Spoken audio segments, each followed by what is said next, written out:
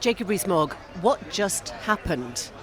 When did you know that this policy was going to change? Because it sounds like at nearly midnight last night, the Prime Minister was on one course that changed an hour later. Well, decisions have to be made quickly. There's no point in faffing around. If it were done when it is done, it were done quickly. It wasn't done quickly. It took was done 10 quickly. days. You just said it was. You said it was done within an hour. That seemed pretty quickly to me. So I'm trying to work out at what point there was a lot of pressure on her and her Chancellor to reverse that cut. She didn't.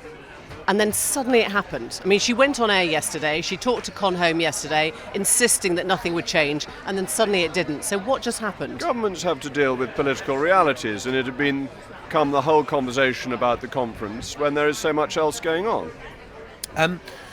But why? Is the policy wrong? Was the policy wrong 10 days ago? Why have you changed? Some good policies have a bad time. It was a good policy. Do you remember that game Mastermind, where you would put a white thing in if it was the right colour but in the wrong place, and if I remember rightly, a black one if it was in the right colour and the right place, and you went down the thing and you had to get it all right before you ran out of spaces? And politics is like that. Sometimes you have the right colour but in the wrong space, and therefore you have to move it a space. I've got to say, you make it sound like it's a game. No, it's not a game. It's desperately you've just serious. used the analogy of a game when this is people's mortgages, people's savings, and that is why you've had to turn around. No, the issue on interest rates is that interest rates are rising globally, and the UK has actually been behind the United States. So interest rates in the US have risen faster than in the UK. And the UK inevitably has to keep up with that because capital allocation will go to the least risky investment market, that is historically the dollar. If you look at the 30-year gilt against the 30-year US Treasury equivalent... Interest rates jumped after Kwasi Kwarteng's budget. The market was surprised that interest rates did not go up more in line with the Federal Reserve on the Thursday. That is what the reaction has been in both the pound and in terms of gilts. And what has changed is that people now think that monetary tightening will go further.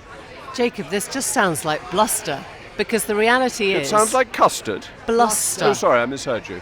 It sounds like bluster, because the reality is the policy has now changed. We heard Michael Gove yesterday saying he wouldn't vote for it. And I put it to you, it was politically risky. That's why she changed. I think you do down your listeners by saying that talking about the intricacies of interest rates is bluster. It's actually fundamentally important how the economy works. I think blaming the rest of the world for something that was clearly an in-house terrible policy. It's not blaming the rest of the world, it is explaining what's happening with interest rates, which I would have thought would be of importance to your listeners. So why didn't you just see it out then? Why didn't you say this is a global difficulty, we're going to see it out because we believe in this policy? Because it had become a distraction, and in terms of the government accounts, it is broadly a rounding error. The Newsagents. This is a Global Player original podcast.